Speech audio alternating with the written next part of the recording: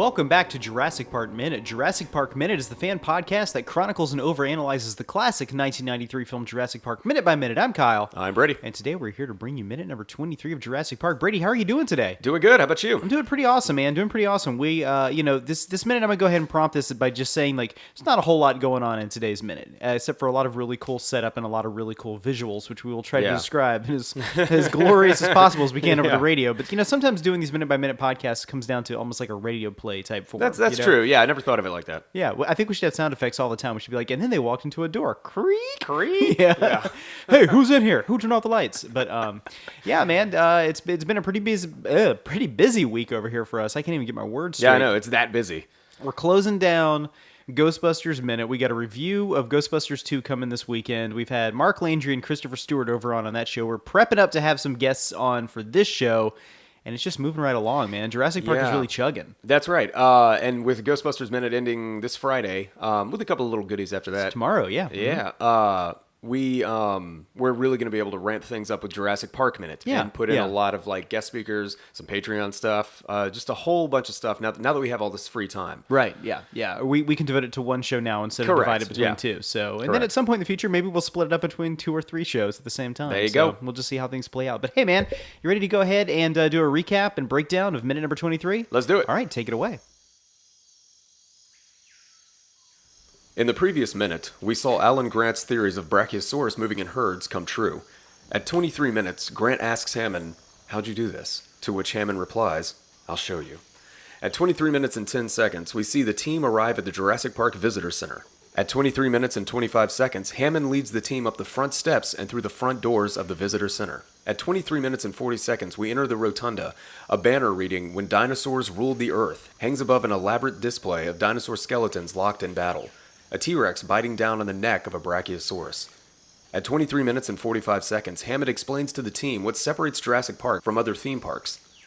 At 23 minutes, Ellie asks Grant what he thinks. He responds that we're out of a job.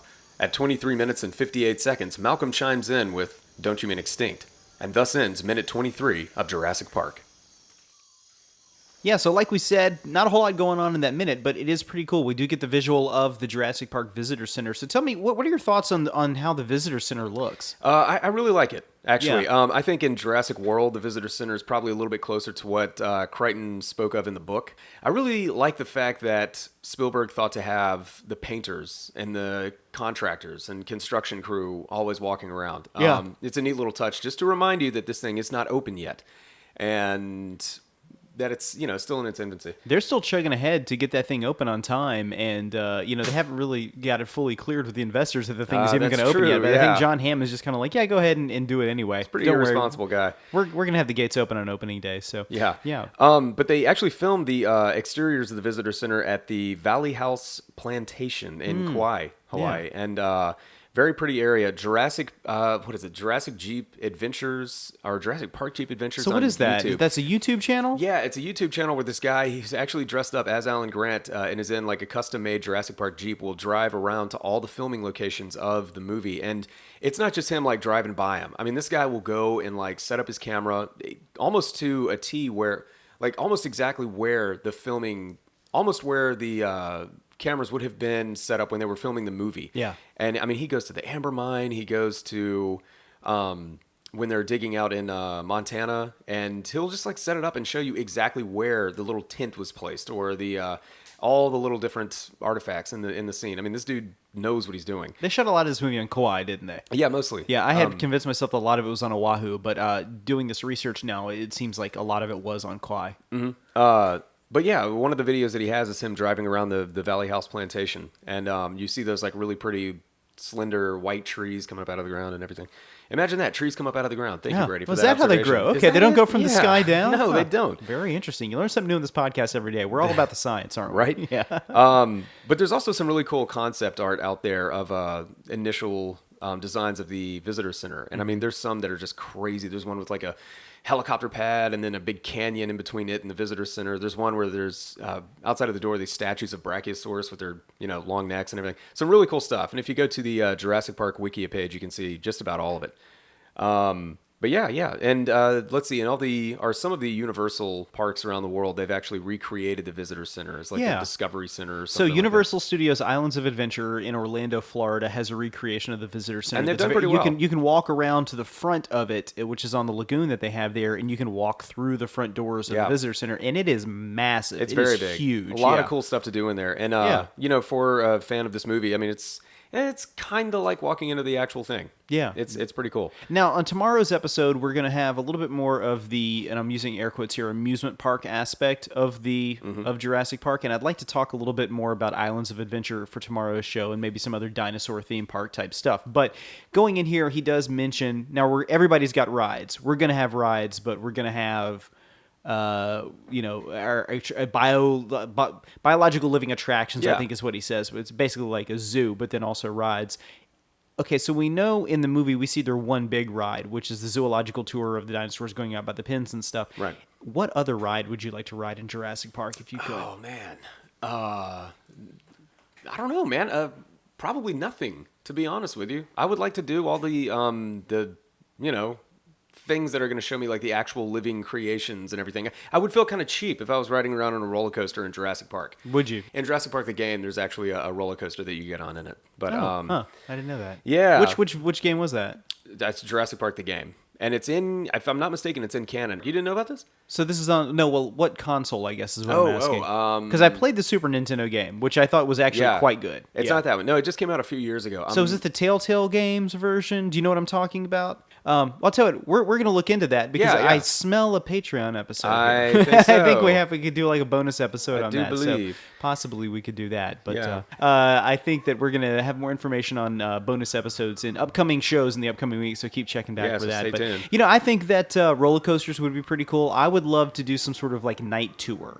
that would be so cool. I think, and they kind of allude to that with the night vision goggles that are shown later in it. I think of a night safari would be awesome. I mean, I would love to go to Africa on a safari. Yeah, But yeah. my fear there is that there's going to be a military coup while I'm there, and I'm going to get shot, or I would get Zika or something like that. Yeah. But I had a professor in college that went on a night safari, and he said you would not believe how active the lions get at night, that it was crazy to look at them with night vision Yeah. goggles stuff. I can only imagine what these dinosaurs, like the hunting, how they would change their hunting for according to- nighttime. yeah. So that'd be really very cool. Now, whenever they're in the VIP dining room later, you can hear a voiceover of Hammond saying stuff like, enjoy our Jungle River cruise. Yes, yeah. Now, they've kind of got something like that going on in Jurassic World with the kayaking. But, Yeah. I mean, I would love to see, like, what the designs would have been for that. Yeah. So, as a, Jurassic Park fanatic and someone who's just always, since they saw the first movie, thought, okay, this place is abandoned. I wonder what has happened to it.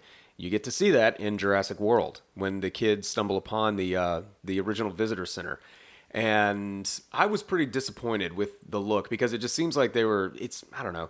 Well, first off, it just wasn't what I wanted, which is stupid for me to hold that against the movie, but it's just incredibly, overgrown, and there's just vines and grass growing up out of the floor and everything like that. That was the most interesting part of that movie for me. Yeah, me too. That's what I wanted out of the Lost World, to be completely honest with you. I never wanted to go to the other island. I just wanted to see what continued to happen on that island. On the Unfortunately, east side of Newport, yeah. unfortunately, all the dinosaurs died because of the lysine contingency. But Right. I would have liked for them to go back through a broken down Scooby-Doo type, going back to the old broken down amusement park. I always love that in like old Scooby-Doo cartoons or whatever. They go back to like Yeah. broken down amusement parks and try to make their way through rides that now were inhabited by raptors and stuff like that. What's funny is that they actually shot some of Jurassic World at the abandoned Six Flags theme park about 60 miles from us. You and I've been to Six Flags. I remember Yeah. we went to that When it was back open, when it yeah. was Jazzland, before it was Six Flags, and they had it was not very well constructed. It was Yeah. destroyed by Hurricane Katrina. Well, you remember that one time you went on it and saw those weird rats. Oh my God! What the hell? That is a story that we Yes. need to talk about. Okay. So let me set it before you tell the All story. right. So this was kind of being New Orleans. There's a heavy pirate theme to it because Jean Lafitte, the gun runner, the famous pirate of Barataria in Lake Charles, Louisiana, used to run guns out of New Orleans. In fact, you can go to Jean Lafitte's blacksmith shop, which is said to be one of the oldest buildings in America, in New Orleans, and it's I think like a gas lamp lit is very cool. They have a jazz pianist, and they have like a specialized like drink, which is an alcoholic grape slushy. But because of that, there's a large pirate presence Yeah. in the park. So they had some sort of like 4D theater experience type thing that you went to, right? Yes, Okay, now go ahead and take the story. This is the weirdest thing. Okay, so there's like this massive movie screen in front of you, and you're sitting on like the front of a ship. I mean, it's really elaborate and just huge in this massive like movie theater sized room. And the front of the ship would like kind of shift its direction according to what you were seeing on the screen. And you're on the high seas and all this. It was really cool. It was very, very, very cool. So the ride's done, whatever, and we were like in the front row. So we're gonna go get out of there, and in between the like where you were sitting in the screen was a big drop, just a big drop off that was probably, I don't know, like 20 feet wide. And so I was like, let me just go like look over this, whatever. And I mean, I peered over the side of this thing, almost close to falling over, and down at the bottom were just dozens and dozens of little like rubber rats with red eyes. And they were moving around back and forth. And so I was like, is this part of the attract? What the hell am I seeing? Yeah. What is this?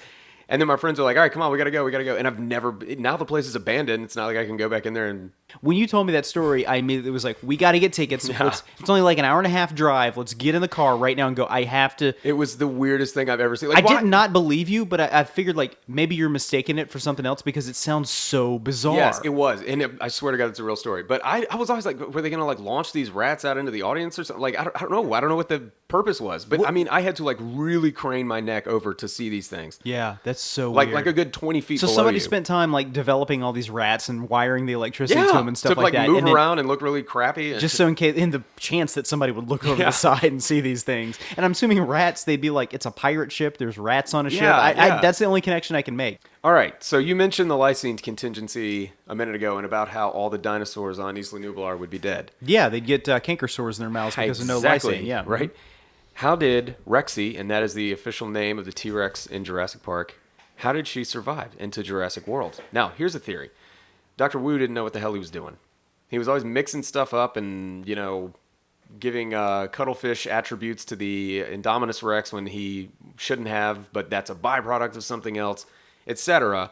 Do you think that he screwed up the lysine contingency somehow, and now that the dinosaurs were able to survive?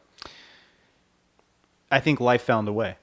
I think I don't know what I know. They're incapable of producing lysine. I mean, I'm not a doctor. So did Rexy just get like bad canker sores in her mouth for like a week or two or something? I don't know. But I don't know. I don't have an answer for that other than the fact that I don't think that they thought about it much either before they said like, this dinosaur's the same one from the first movie. It's like, no, she's not. No, she's not. That dinosaur's dead. Is there an official answer to that question? No, I mean, I haven't looked into it. It just came to mind. But it's the ultimate like get out of jail free card to say life finds a way. Yeah.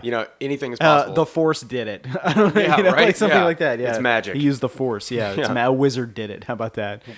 That's all I've got for this minute. Yeah. Me as well. So, yeah, like I said, not a whole lot going on this minute. But it is kind of cool to see the majesty of the park when they first go through the doors to see the visitor center.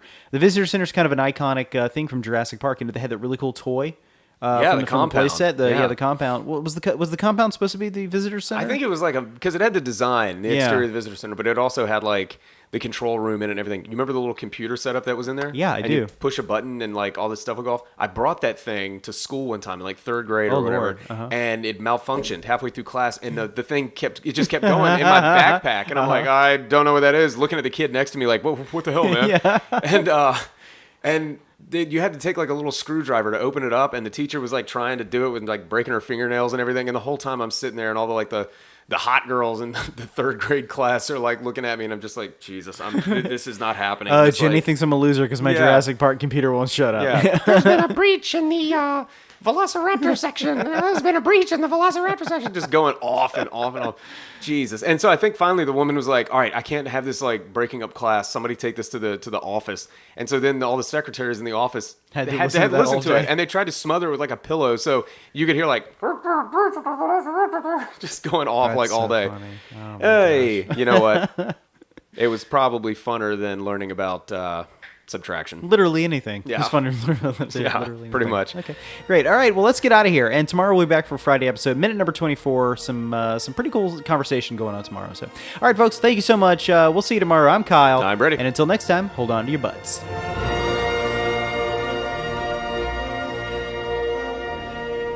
Jurassic Park Minute is a fan-supported podcast. If you like the podcast, then leave us a review on iTunes. You can contact us at JurassicParkMinute@gmail.com and visit us online at JurassicParkMinute.com, Facebook.com/Jurassic Park Minute, and Twitter.com/Jurassic Minute.